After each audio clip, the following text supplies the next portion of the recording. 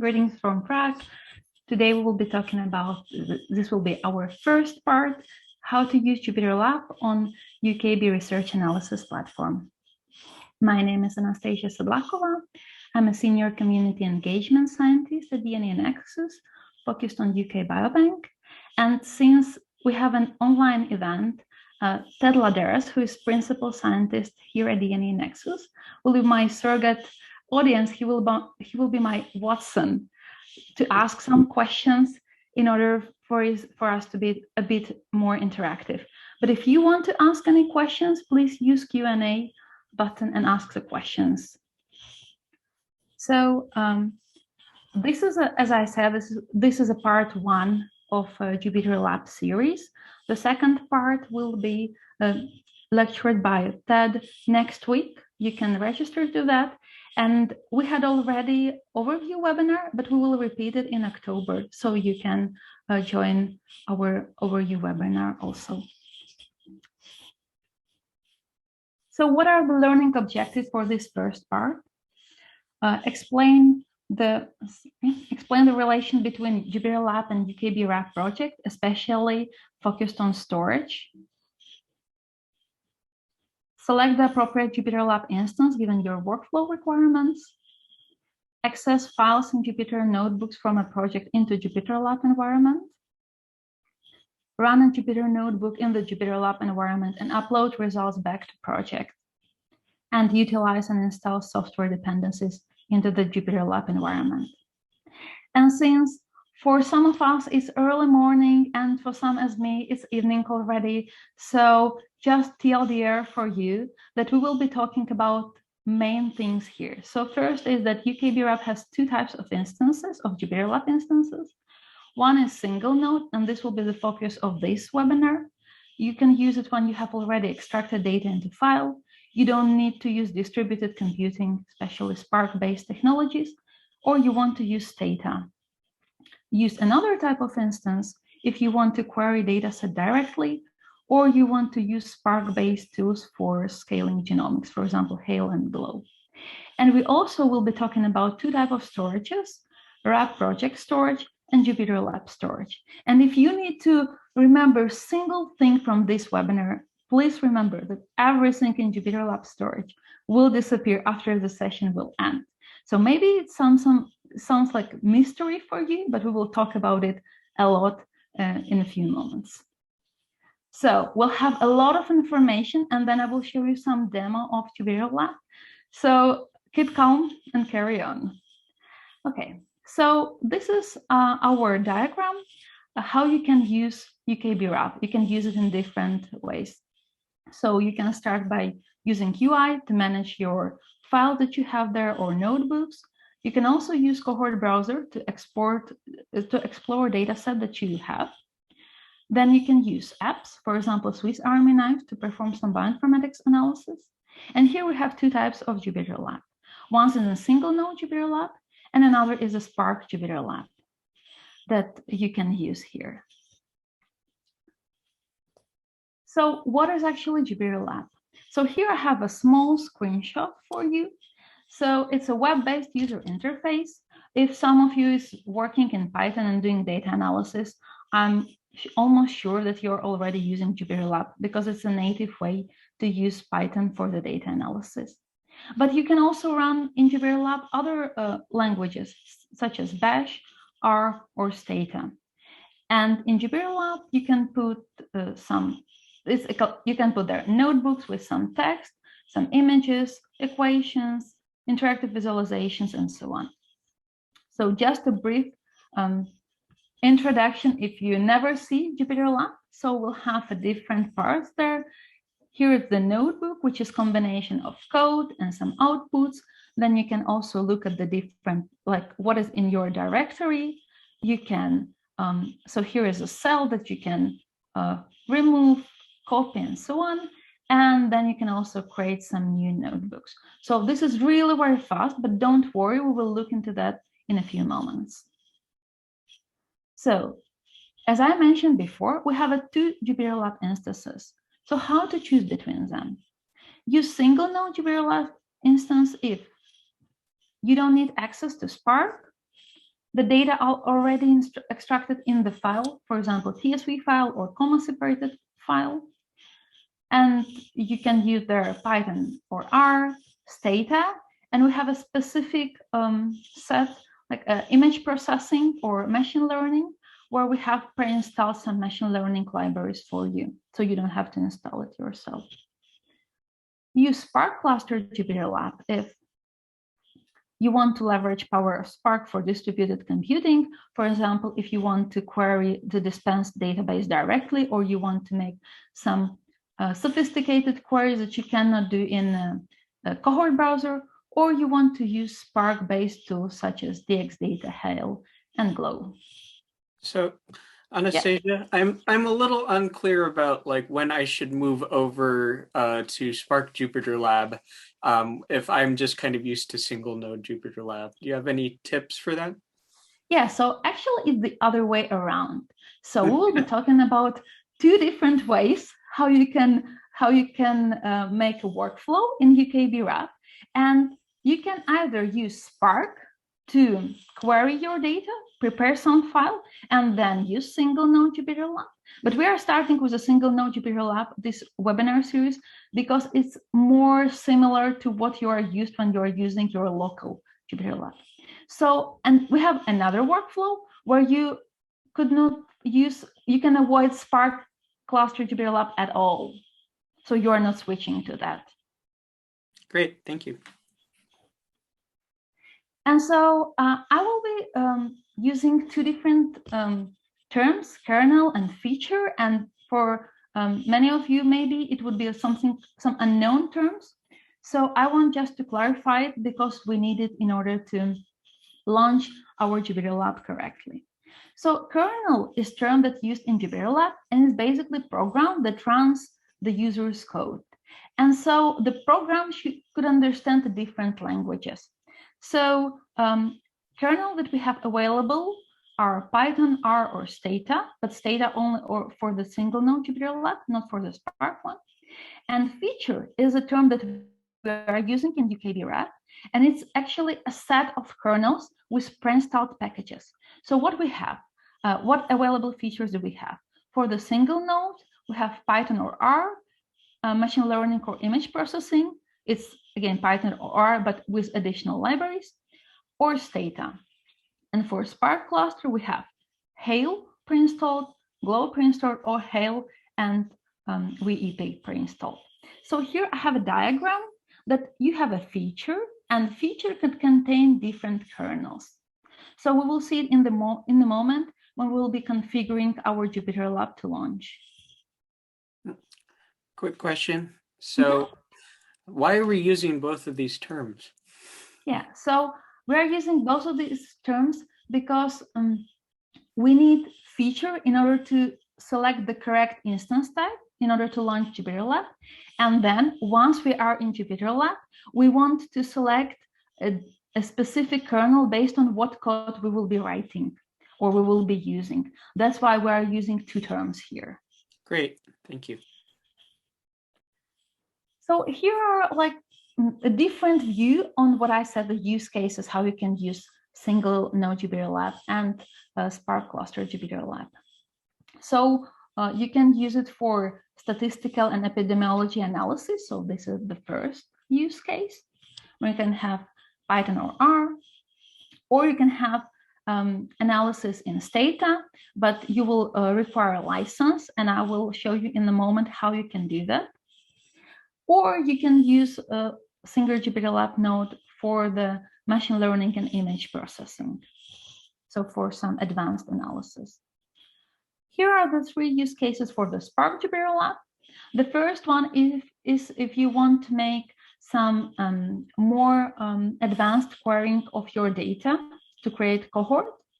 And two of these are if you want to make some genomic and bioinformatics analysis. And as you see here, so all of the use cases, you can use non-interactive execution with Papermill. And if you have never heard about Papermill, well, this is a very nice tool that helps you to run Jupyter Notebooks non-interactively and to scale your analysis and automate it. So the typical workflow would be, you will work with the data, and since you're a data scientist or a researcher, you will naturally use interactive Jupyter Notebook. But instead of the old way that you will rewrite your code into just plain Python file, you can just parameterize your cells and then run the Jupyter Notebook with these parameters provided. So as I was mentioning before, that we have two different JupyterLab workflows. So here are these workflows in details. First one is using cohort browser and avoiding sparse cluster JupyterLab. So we will look into this workflow here at this session. You use cohort browser to build cohorts. Use an export cohort fields into TSV using table exporter app, and then you have a file. Then you load and analyze data in JupyterLab, and then you export results back to project. So this is one workflow that you can use. Or you can use another workflow, we call it here advanced querying, where you create cohort not using cohort browser, but using DXData, PySpark, or Spark SQL. And for this purpose, you're using Spark cluster JupyterLab. Then you retrieve cohort fields and save data frame as a file. And then these two steps, they are the similar or same two steps that we have before. You load and analyze data in JupyterLab, and you export results back to project. You could also ask, why do I need to make a single node JupyterLab for this? Like, why couldn't I make it all in the Spark JupyterLab? Well, you definitely can. It's just if you're optimizing on cost, it's better to load single node Jupyter Notebook because it's cheaper. So, things to do before opening a single node JupyterLab. You can explore cohort using DXData, PySpark, or Spark SQL, and this will be covered by Ted in our next webinar next week, or you can look at the documentation link provided. Or what we'll be doing today, you can create cohort using cohort browser and then export cohort into file using table exporter. By these two workflows, you will get your data file that you can then analyze in JupyterLab. So let's start with exploring our cohort and exporting our cohort. So how you can start cohort browser? You can start it by clicking either on dataset or on cohort. You will see this specific two type of icons, and the cohort browser will pop up in the next step. So this is how it looks. You have here I have two cohorts, and you can have here overview and data preview tabs. So you can create cohort, validate cohort, and compare cohorts. But we will be only focused here for today for creating cohorts. So in order to create your cohort and extract it into file, you may limit the number of the fields you want to extract, because if you just say, I want to extract everything, well, this could be a huge file, and you can spend a lot of money by extracting the data. So I would definitely not recommend you to do that. So in order to explore, you can use Field Explorer, where you can type any word and you will see a partial match, and you can then look at the distribution of the data and link to UK Biobank documentation. Okay, so let's start with our cohorts. We're starting with a cohort by clicking on Add Filter button. We now need to select variable based on what we will be filtering. So here we'll be selecting sex variable.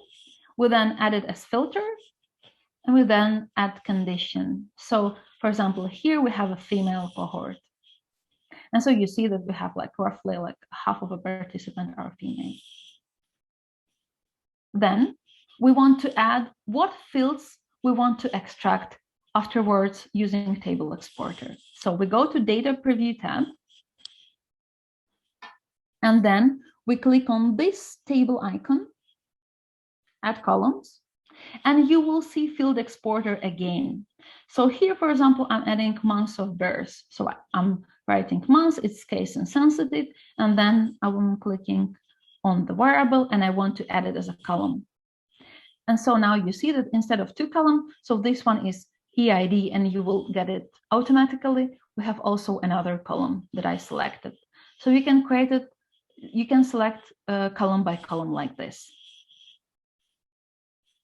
And don't forget to save your cohort in order to, once you selected all of the columns, in order to extract all of the columns into file. Now we will be looking at the table exporter to extract fields for a cohort into files. So how will you find table exporter? Here you see on a menu, you see tools section. So you go to tools library, and then you either scroll down for table exporter or you search for it. You will see this window, and here you need to select dataset or cohort. Once you click on it, you can select the cohort that you already created, and you can start analysis. And also here, we can see all the different options that we have. We have a field name or field title. So field name will have, for example, for sex, it will be P31. And if we have field title, we'll have sex, so like humanly readable format. We'll use CSV. This is the name of our CSV. So it will be data.csv, sorry. And here, if we want coding to replace or use raw data. Also, yeah, sorry. Quick question. So what you're showing is basically we've selected the fields we wanted using that data preview. But what if I wanted all of the fields? I think you already addressed this, but. Yeah, so if you want all of the fields, I would definitely not recommend it. But if you want to load it by batch, it's currently not supported. So you need to select it column by column, unfortunately. But we're working on that to make it more like that you can provide a list. Great, thank you. So before we will go into launching Jupyter Notebook and how to work with that, I just want to emphasize some differences between running local analysis and cloud analysis. So here's a brief schema or about how you can run local analysis. So you have your computer where you have code and where you have data, and everything in that computer, hopefully you control, not computer controls you. So you run analysis, you have your data and you have results, and everything is done locally. That's why it's called local analysis. It is different when it's a cloud-based analysis. So first you request machine. That means that somewhere in the cloud, computer or machine is prepared for you, and based on your configuration, the specific software environment is created there. And some libraries are pre-installed based on what you selected. You then need to transfer some notebooks or code to project somehow. You need to transfer data. You run the code, and then you need to transfer results back to the project, because once the session ends, instance disappear. Okay, so these are the basic differences that we need to know in order to launch JupyterLab instance right now. So how can you do that? You go to tools, and in tools section, the same section that we were using for table exporter, but instead of clicking on tools, you click on JupyterLab, and then you click on new JupyterLab.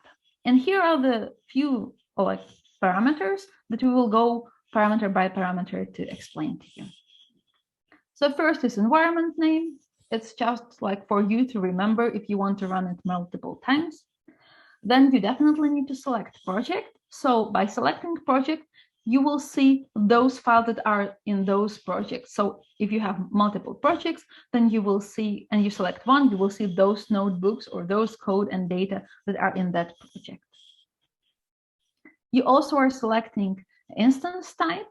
So we will have a blog post about how to select the optimum instance type. But basically, my recommendation would be start with a default one and see if it's running too fast, then you can lower it to make it cheaper, or if it's running too slow, then you can upgrade your instance type. Then it is duration. So default duration is 4 hours, but you can terminate it sooner if you want, or you can extend duration. Then the few parameters we have are priority. So we're using high priority. There's also low and intermediate, but you want to use high priority because you want to access your JupyterLab in the reasonable time, and you want your result not to disappear, for example, when you're running some code. So definitely I would recommend to use high priority. Then is cluster configuration.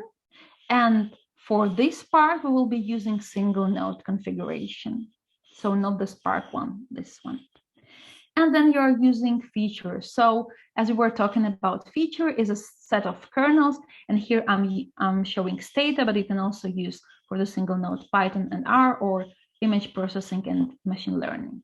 So once you do that, you will have estimated price based on what you selected. And then you can start environment. And here is a documentation where it goes you through the process. I have a note: if you want to work with Stata, then you must have a valid Stata license. And here is the link how you can create a JSON format and put your license number. And you should choose Stata kernel when launching your JupyterLab. So basically, you create a JSON file, you put it into your project, and then you launch your single node JupyterLab with Stata kernel. Okay.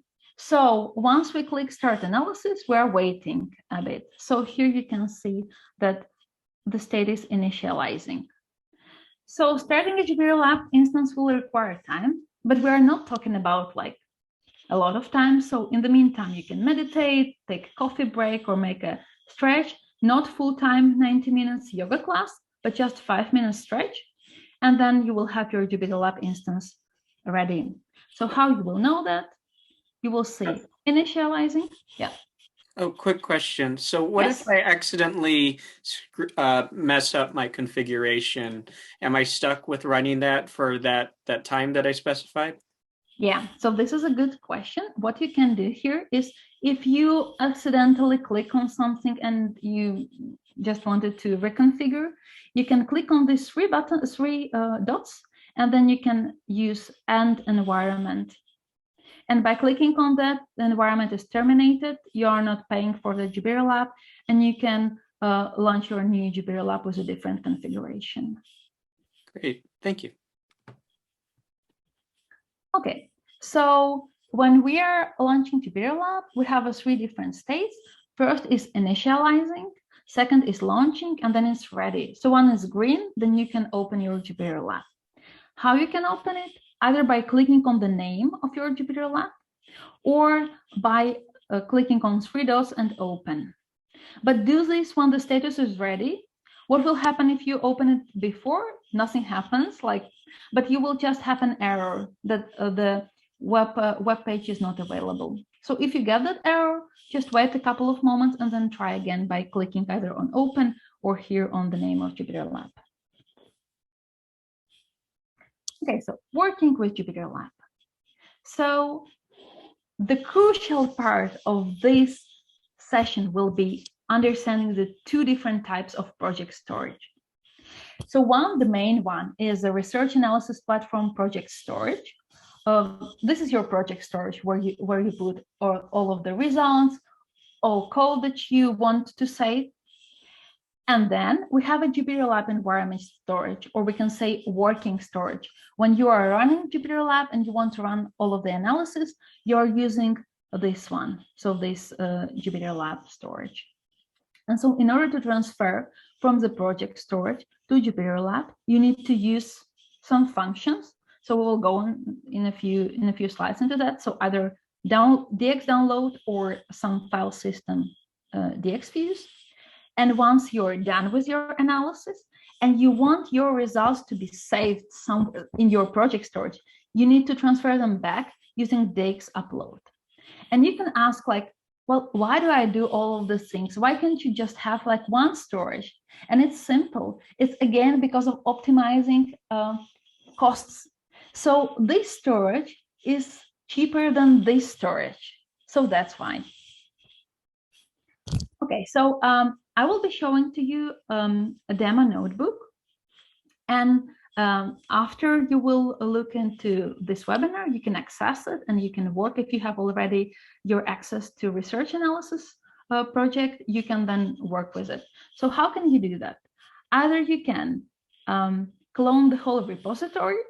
So you open, we will show you how to do that. So you open a terminal window and you run this command there.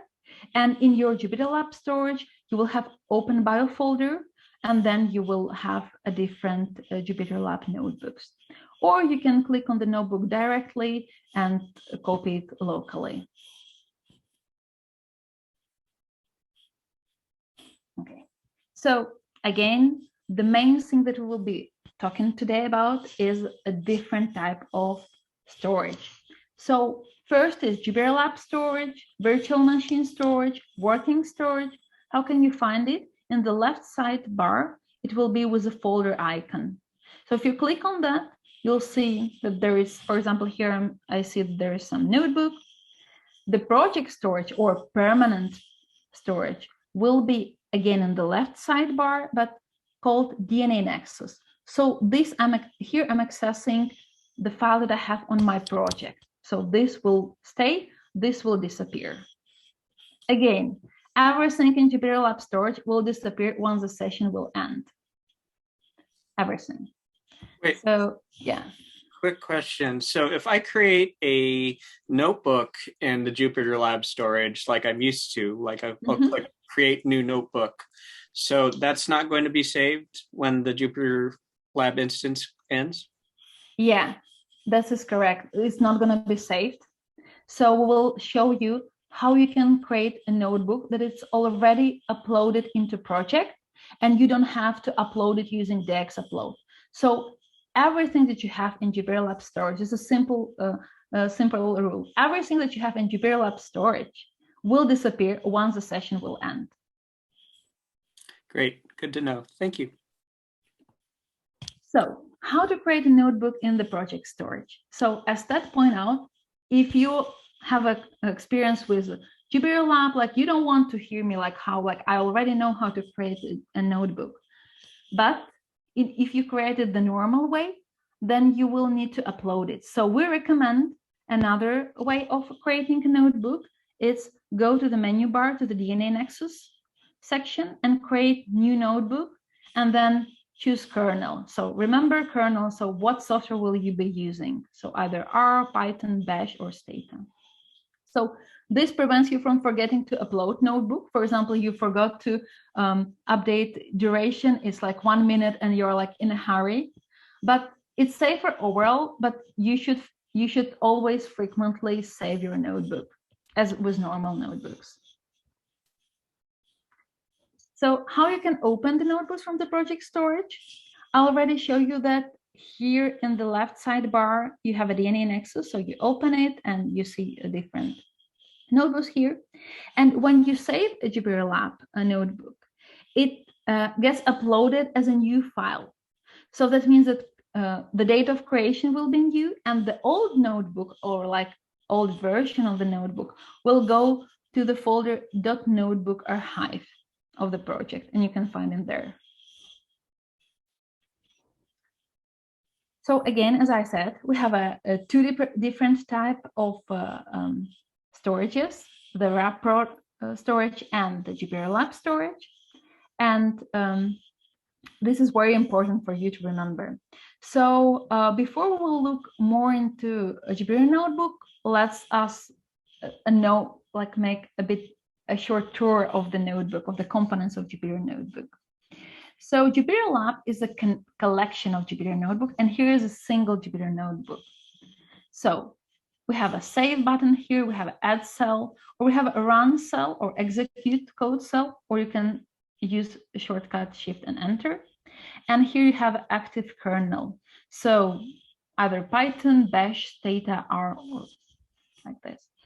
Here we have code blocks that are numbered, and each of the code block, if it has a output, the output will have the same number. So here is a describe function, which makes descriptive statistics, and here is an output block.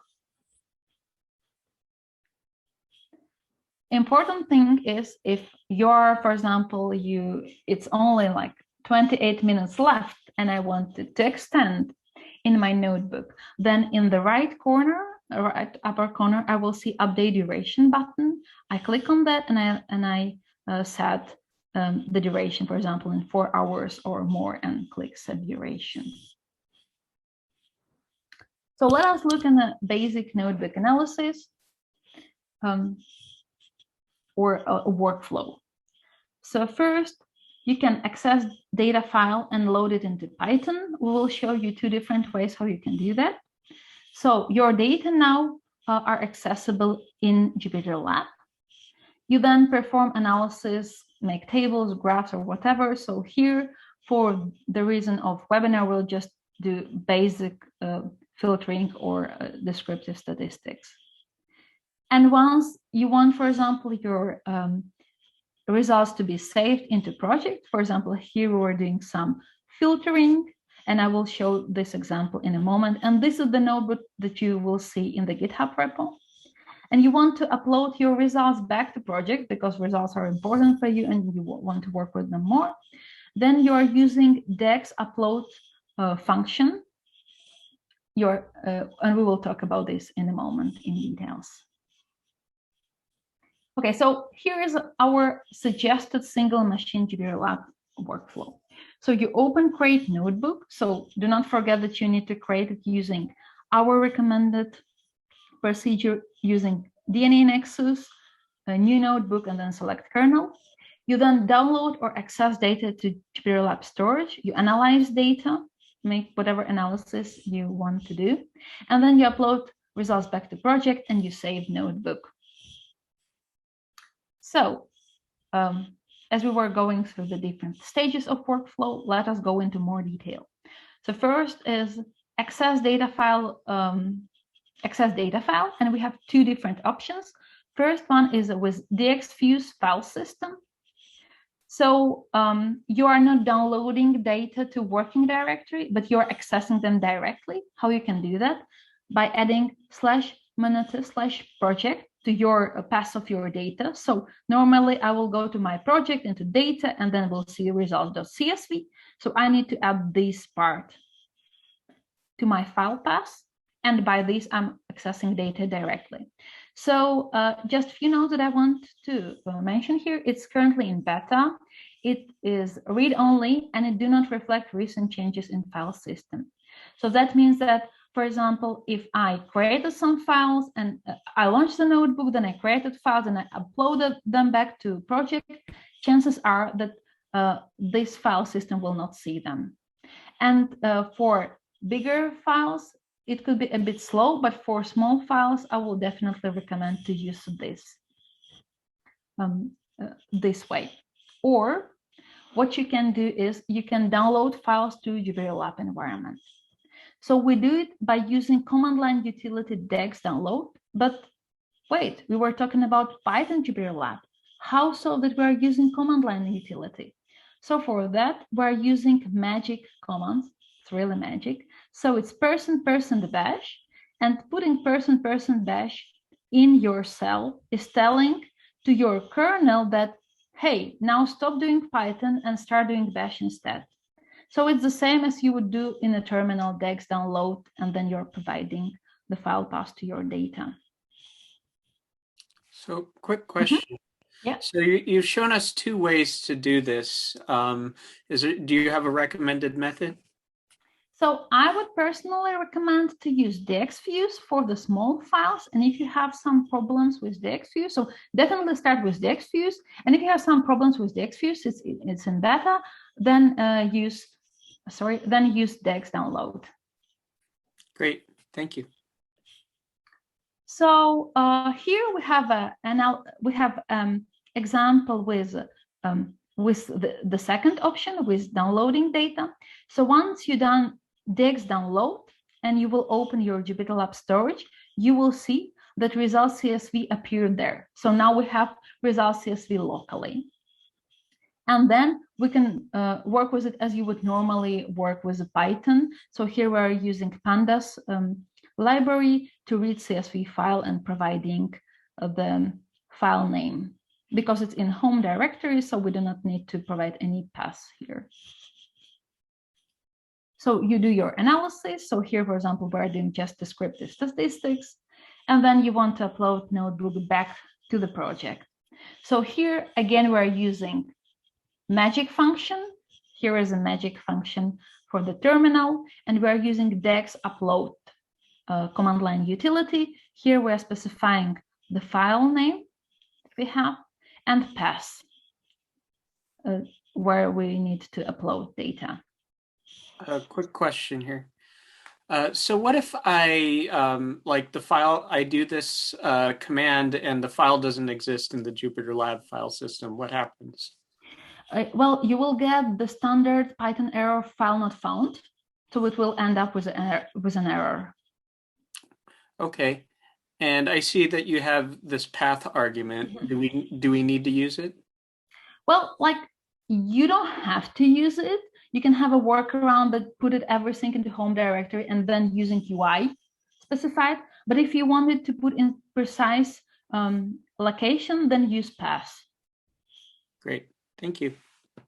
And the one thing I forgot is that, for example, you have already results CSV in your project, and you're uploading that. It's no errors, but you will have multiple versions of your result_95_pairs.csv files. So, and how you can distinguish based on date of creation.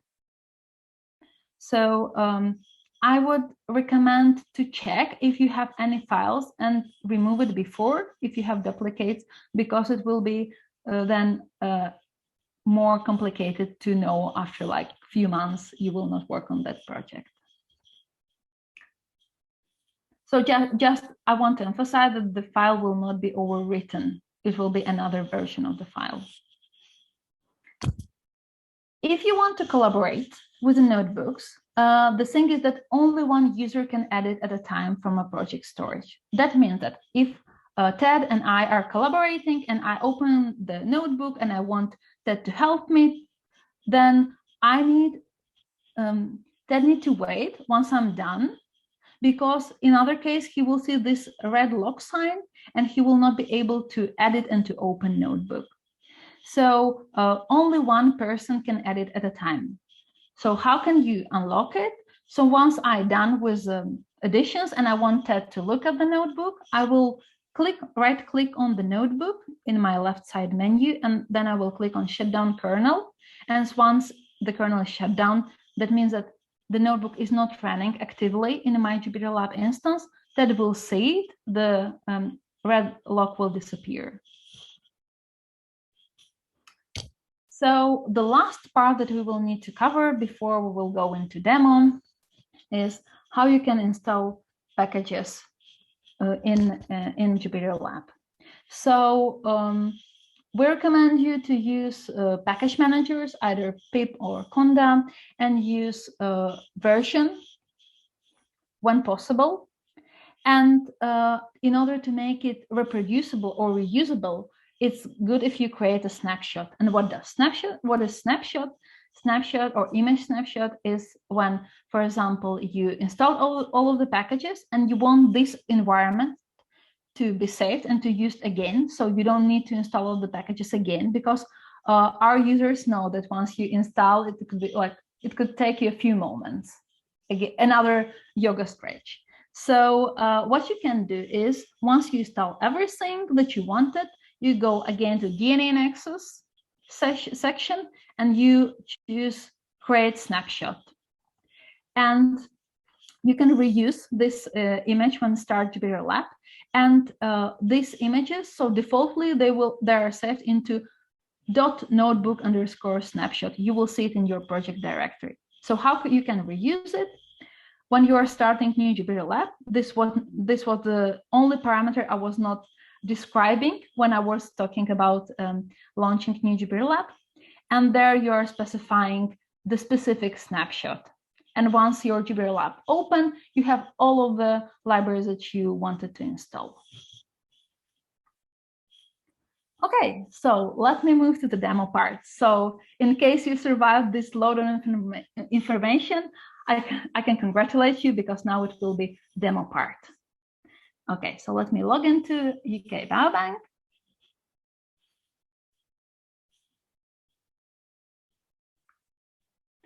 So here are the different projects that I have. I'm using the project that I use for this webinar session.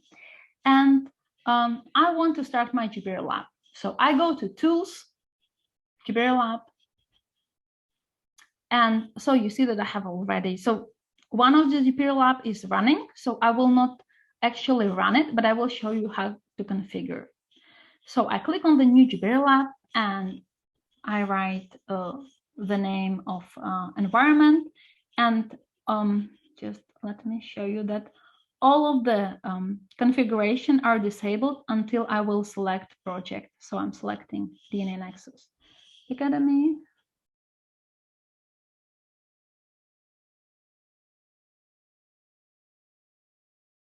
So I can select a snapshot, but I will not select a snapshot for this time. And then I'm selecting instance type. So if you click on the arrow button, then you see that if you look with your cursor on the eye icon, you will see the configuration description.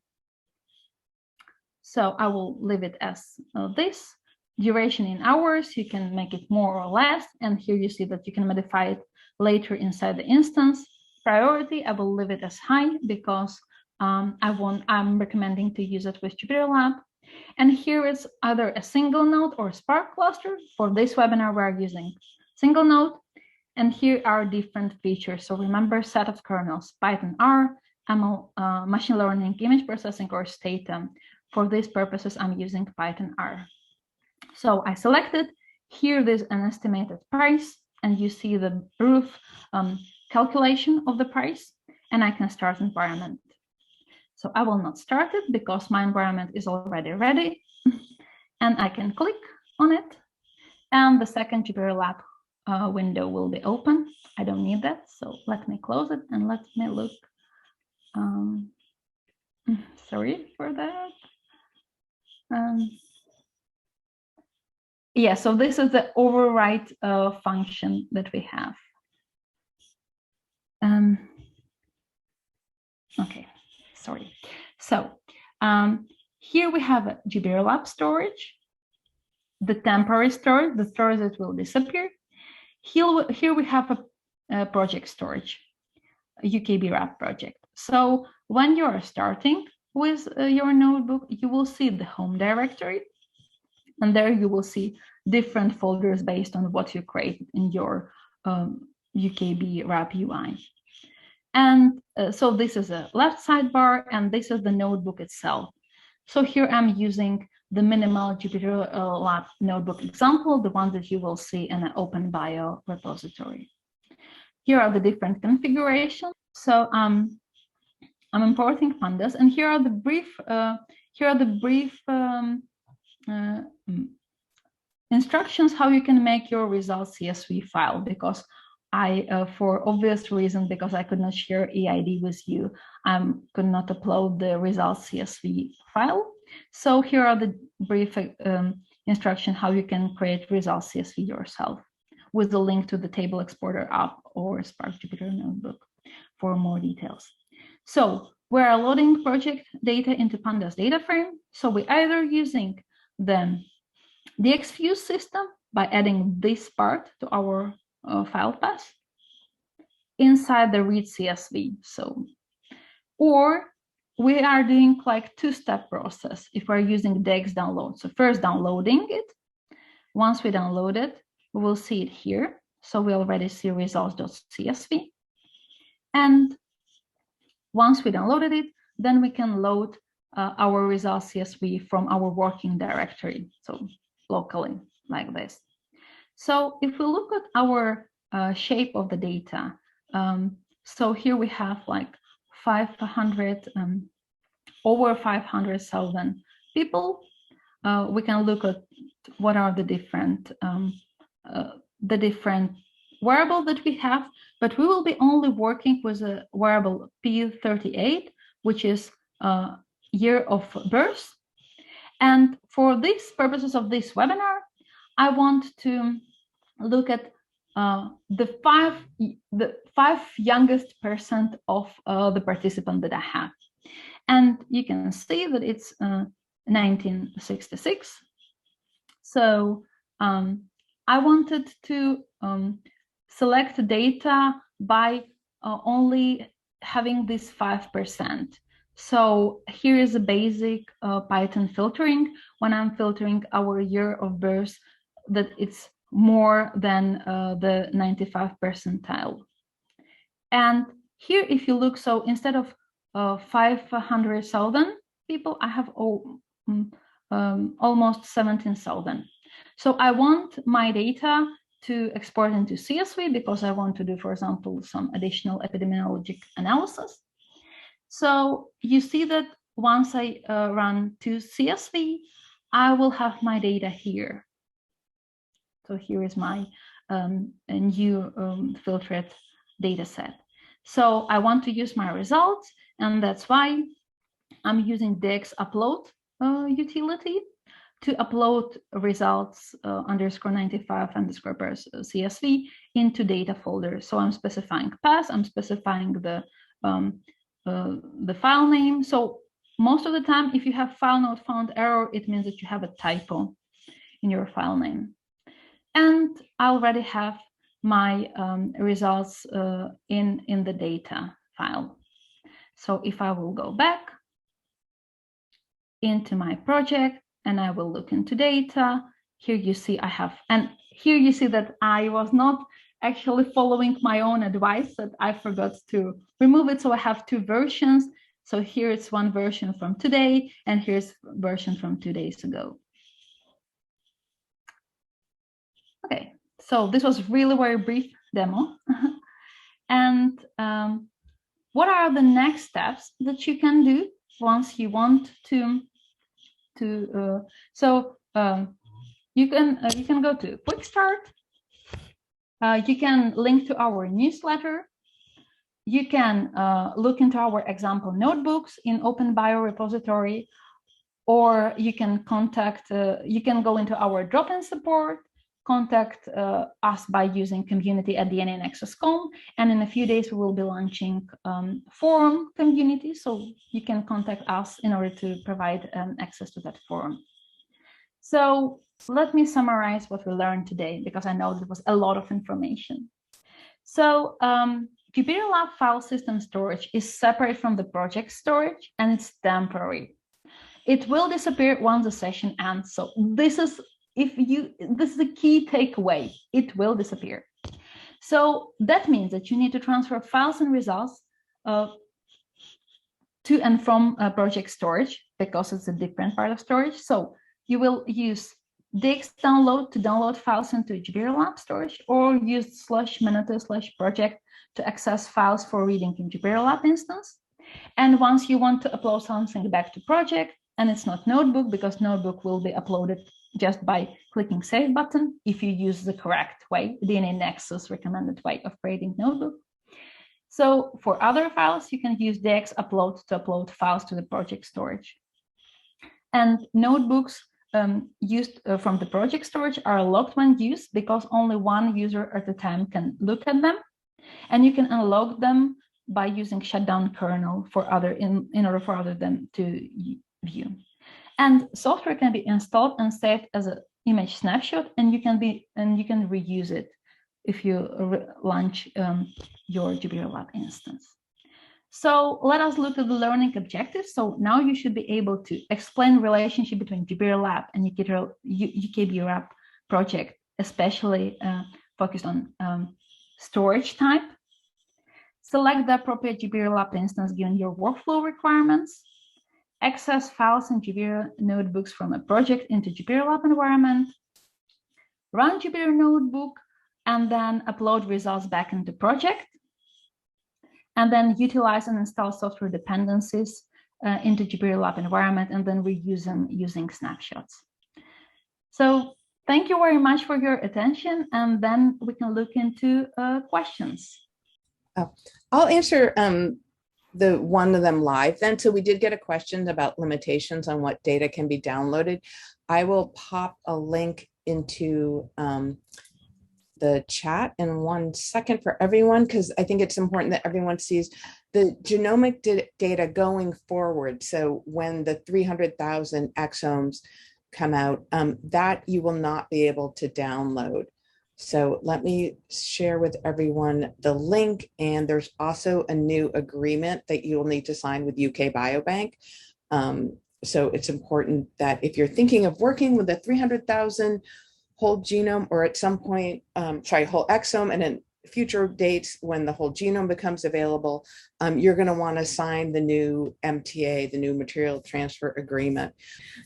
So this will point you to UKB's website with all the changes that they think they announced back in May, but that'll give you more information about both whether you're working with imaging data or genomic data, and which will be required to remain on the platform. We're hoping that if, for those of you who will be continuing to do a lot of work with the genomic data, that you'll start some of that exploration right now on the platform, and we'd love to work really closely with you to help you figure out, if you're new to the cloud or new to the DNA Nexus platform, how to get your analyses up and running. So Celeste is asking, if I have existing R notebooks, can I upload them to RAP? Yes, you can. So you're able to do that by basically, there's an option in RAP where you can upload files to RAP. I believe this is the case, right, Julie?